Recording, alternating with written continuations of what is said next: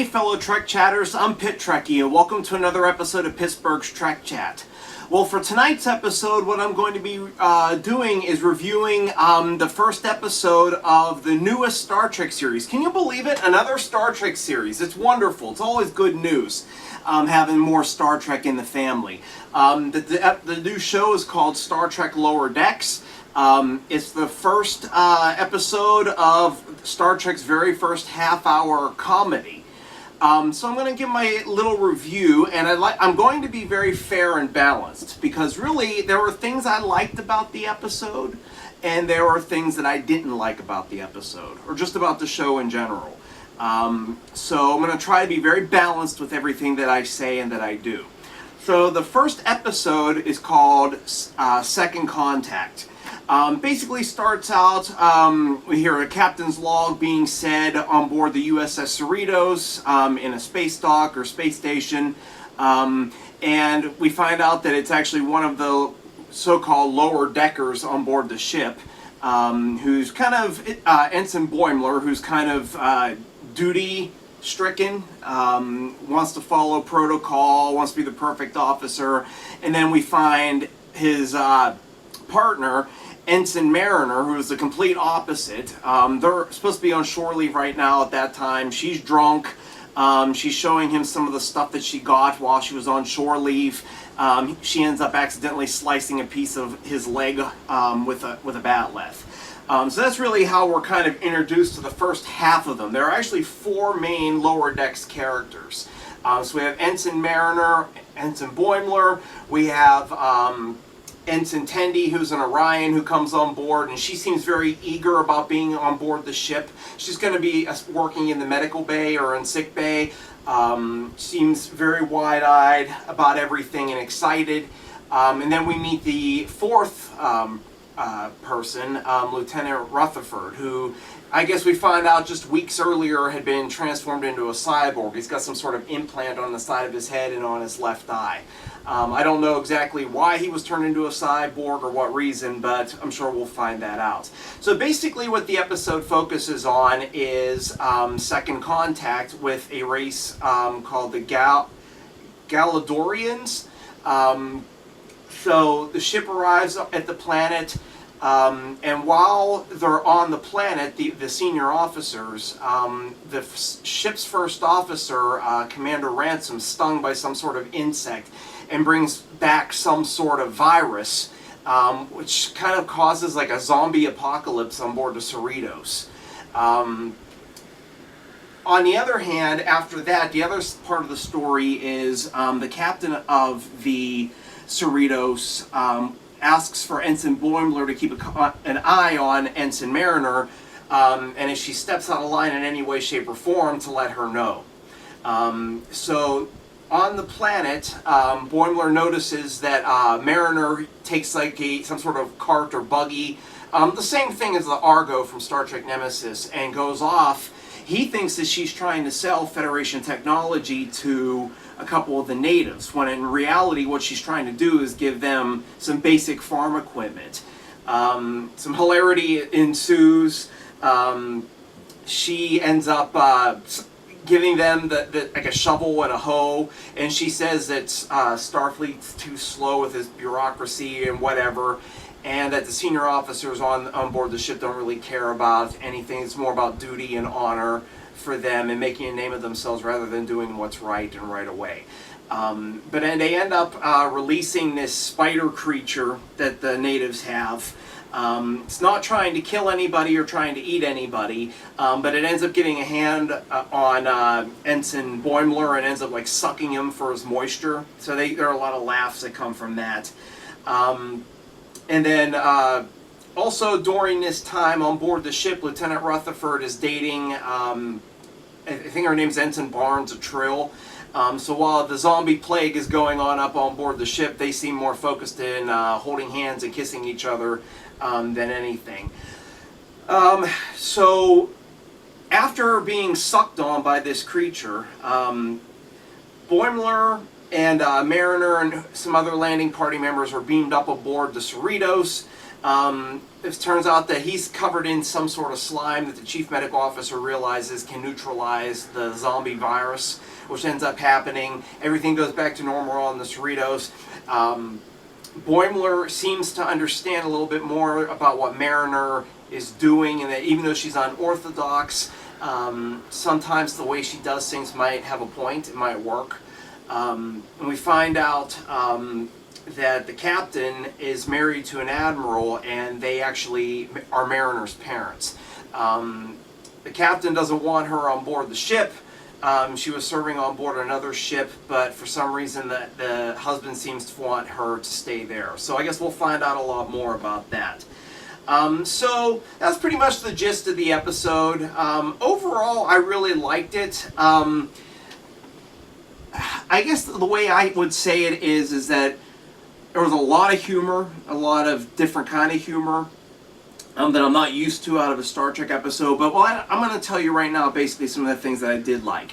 I love the setting. I love the Cerritos. I love the way it looks on the outside. I love the way that it really looks on the inside. That bridge, the corridors, sick bay, everything looks like it's supposed to during the 24th century.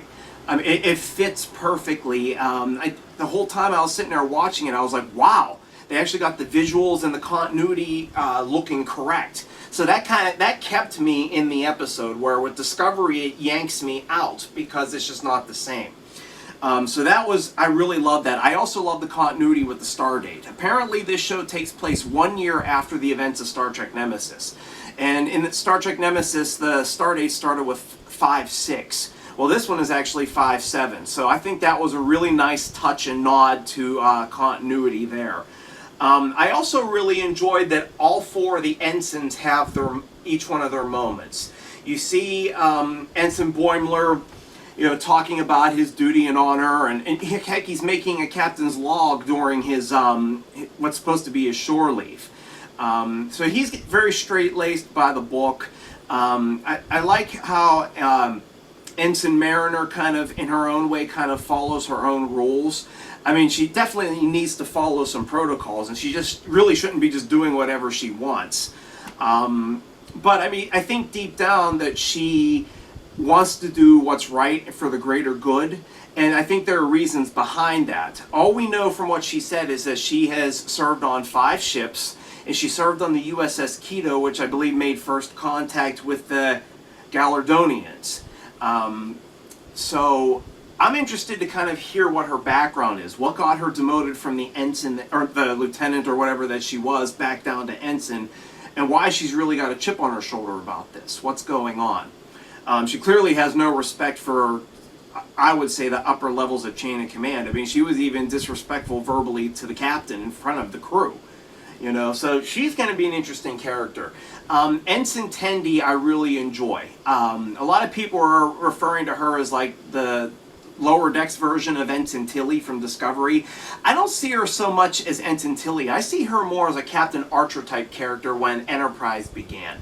Captain Archer was very excited about exploring and being aboard Enterprise and being out in space, and was just wowed by everything during the first season. And I think I see a lot of that in Ensign Tendi as well. I'm also really excited about having our first Orion regular on board a Starfleet ship. Some of the thoughts that were going through my mind was from the 4th season episode of Enterprise. I think it was called Bound, where it had the Orion slave girls, and they were talking about the pheromone that Orion women release, which affects men. We didn't know about that in the original series. We only knew about it in Enterprise.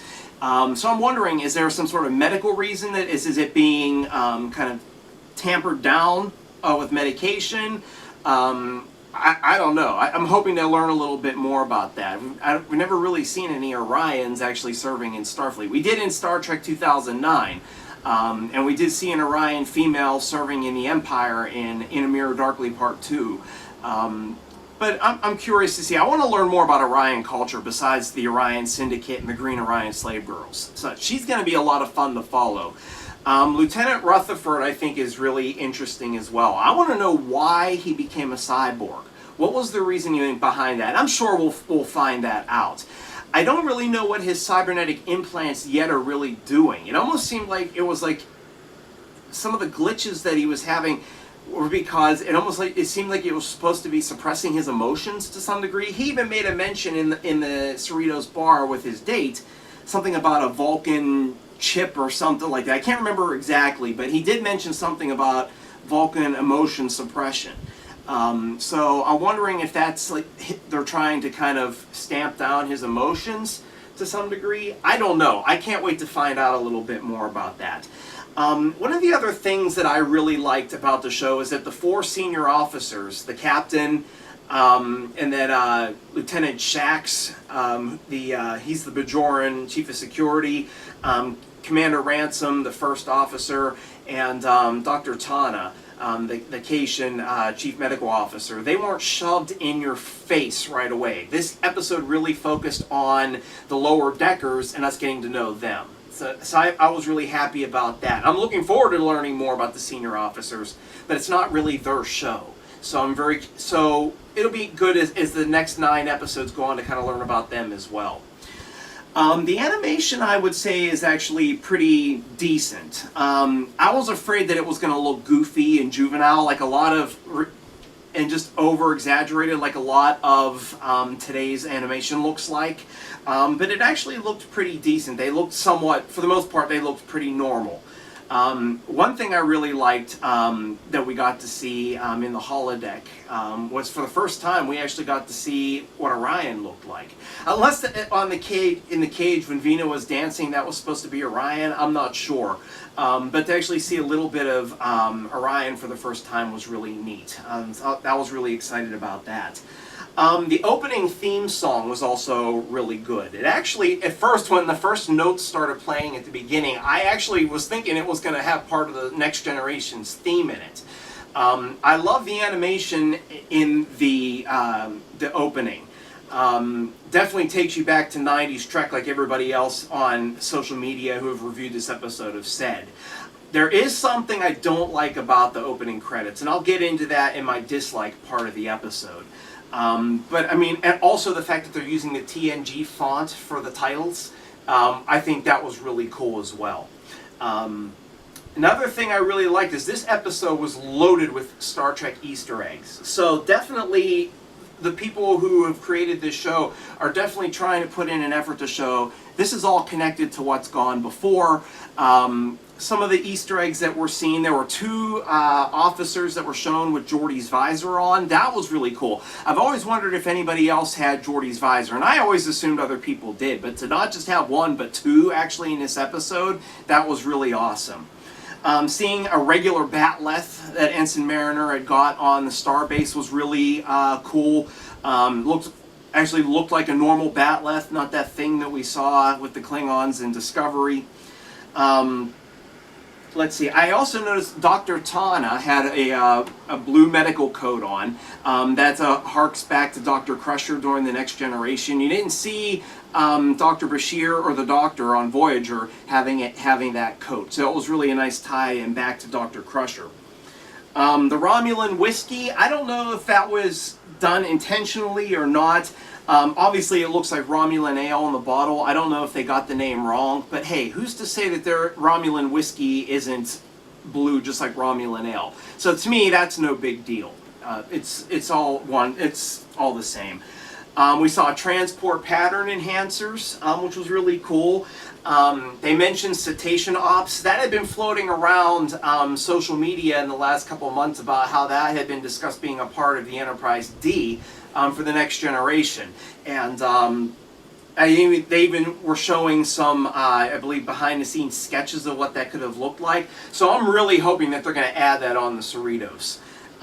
We saw the Argo vehicle on the planets when Mariner was trying to give that farming equipment to those Galadorians. That was really cool. Some people never really liked the Argo, I've read online, and I could never understand why. I thought it was a pretty neat vehicle. I mean, why wouldn't they still have some ground vehicles in the 24th century? I don't see anything wrong with it. Let's see here. A couple other things here. I can't even read my own handwriting. Oh, the 10 forward outfits in the bar. The civilians that were attending bar there were wearing the same kind of outfits that they wore in the Next Generation in 10 forward, which was really cool. Plus they had the same kind of cups and mugs. Now this last one I didn't really notice until somebody on Trek Movie brought it up, but I guess in the scene where Mariner is recording his captain's log, or not Mariner, Boimler, I'm sorry, Boimler. But in that moment, you can actually see Nomad leaning against the bulkhead, partly. So that was really cool. Like I said, I missed that in the episode, but so it was cool when somebody else had brought that up. Now, here are some of the things that I disliked about the show in general. I told you that I liked the opening credits. I liked the animation. I liked the way it looked. The song sounded a lot like, reminded me of the theme music for the Orville. But what I didn't like is that I thought it was a little goofy and it made the ship in the show look kind of dumb. When you have the Cerritos hitting a piece of ice off of I guess it was a comet, and then you see the Cerritos tucking its tail between its legs and running from the Romulans when they're attacking the Borg ship.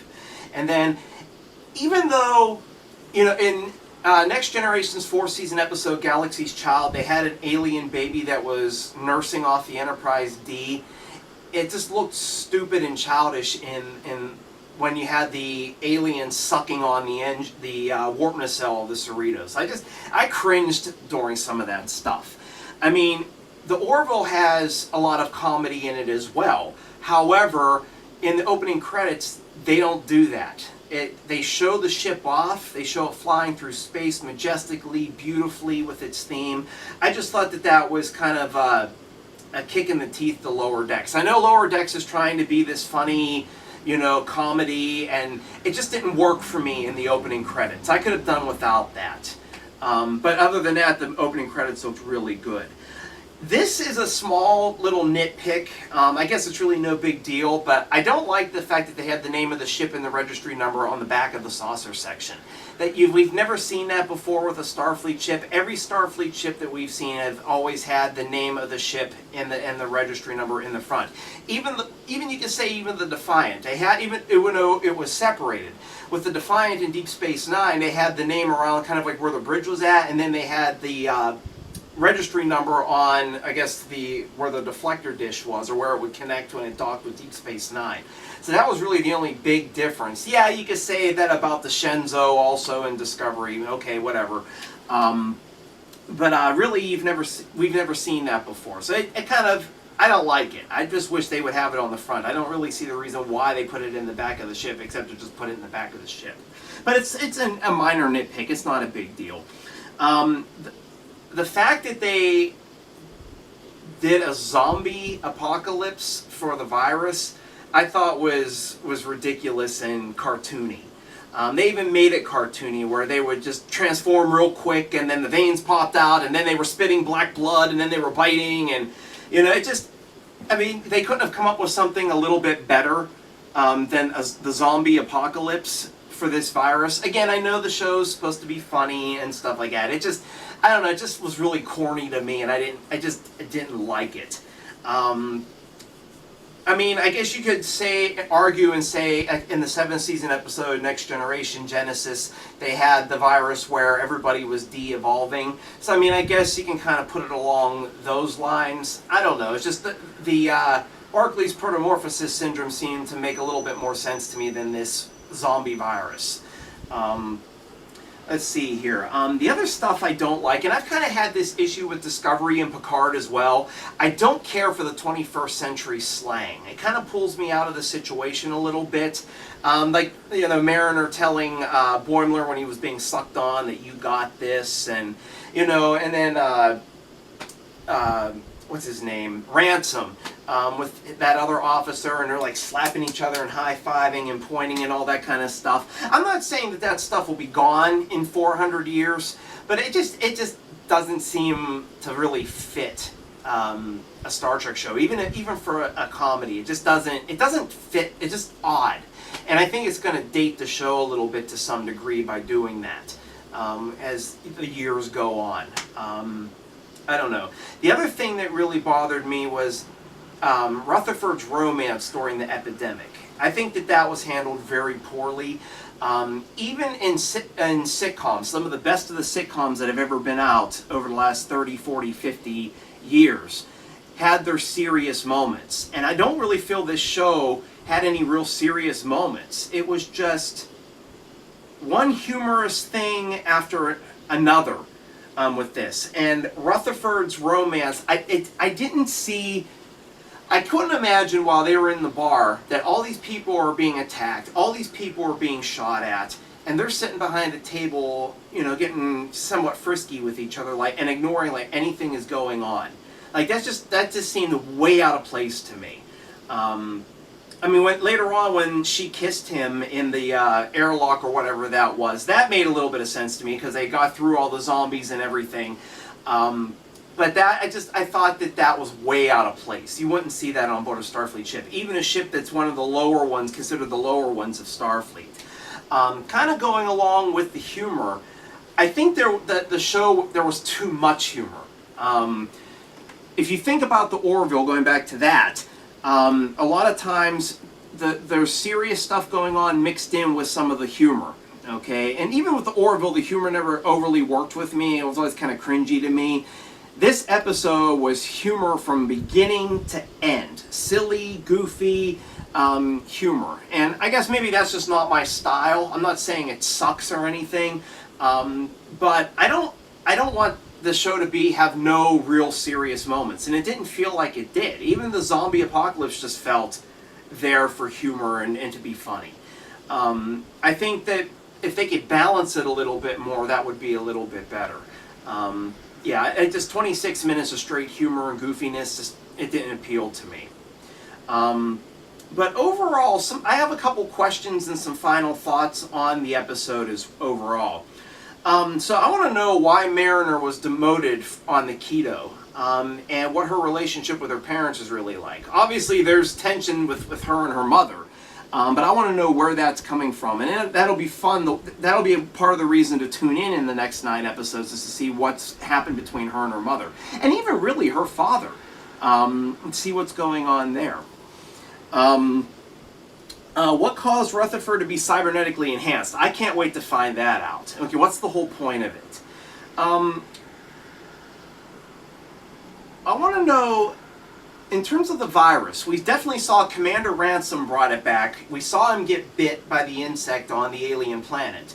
And we saw him transform during, while he was in the bar talking to people. And, but was he the only one who brought the virus back? The whole virus affected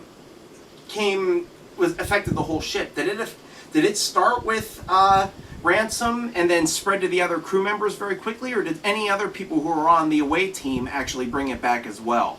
I was just a little unclear on that. I just wanted to know a little bit more about that. Also, I was kind of surprised. Why did the Cerritos crew beam up Boimler, Mariner, and whoever else was a part of that team during the middle of the plague? You would think that they would have actually kept them off ship to protect them. So I was really surprised that they just randomly got beamed up and there was all this chaos and fighting going on in the transporter room. I mean, again, those are just some basic questions. Doesn't mean I didn't like the episode or anything. Just some things that popped up into my mind. So overall, I would say the episode, it was a good start to the show. It looks beautiful. I think the animation overall is good. They certainly nailed the look of the Cerritos, the technology and everything. Definitely makes you feel like you're back in the 24th century around the time of Nemesis. I love the new uniforms. That's really cool. I think the 4 main characters, those ensigns, after I finished watching the show, they reminded me of the 4 girls from The Facts of Life: Jo, Blair, Natalie, and Tootie. And the reason for that is you have those 4 girls on The Facts of Life together. They lived together. They were the main core cast. But you also, and they were all really good friends and really tight. And I think the 4 of these ensigns are actually going to become very, very close friends. And I think they're going to learn a lot from each other. I see Ensign Tendi and Ensign Rutherford as the Natalie and Tootie subgroup. they seem to be closer in terms of like their interests. Like when they were talking about how Rutherford didn't really see much of a future with that Trill Ensign, because she didn't seem to get really excited about a level 2 diagnostic or whatever. So I think you're going to see a lot of that playing back and forth off of each other. I think they're going to form a close bond. Some people think they're going to form a relationship. I don't see that. I think they're just going to form a very tight-knit bond with each other. In terms of Ensign Rutherford Ensign Boimler and Mariner, they are definitely starting out as the Joe and Blair, where they're constantly at odds at each other. You got one who's very anal about protocol and wants to be the perfect Starfleet officer, and then you got the other one that's more laid back and doesn't care about the rules or the consequences of things. But I think that what's going to happen is that's going to start flopping as time goes on, where Mariner's going to understand a little bit more the importance of following protocol, and that might work toward her kind of getting her life together for whatever messed it up. But I also think Boimler's going to learn how to back off a little bit and not have such a stick up his butt when it comes to duty and everything. And that he's going to understand that doing some things unconventional ways can actually be helpful. So I think that they're going to form a very tight subgroup with each other. So that's basically where I'm at right now. I hope they tone the humor down a little bit. I hope they bring a little bit more seriousness into it. But I know it's Star Trek's first comedy, so I'm not going to overly knock it. Those are just some of my thoughts. So I'd like to know what your thoughts were on Season 1, Episode 1 of Star Trek Lower Decks, Second Contact. Please put comments down below. Let me know what your thoughts are. Hit the subscribe button and hit the bell so that way you can get notification of when new episodes are coming up. Obviously, you can follow the show, Pittsburgh's Trek Chat, here on YouTube. Just type in Pittsburgh's Trek Chat in the search engine and it'll take you directly to my channel. You can also follow the show on Facebook.com, www.facebook.com/Pittsburgh's Trek Chat. You can also follow the show on Twitter at PGH Trek Chat. I'm looking forward to reviewing Episode 2 of Star Trek Lower Decks with you, and until then, may yins live long and prosper.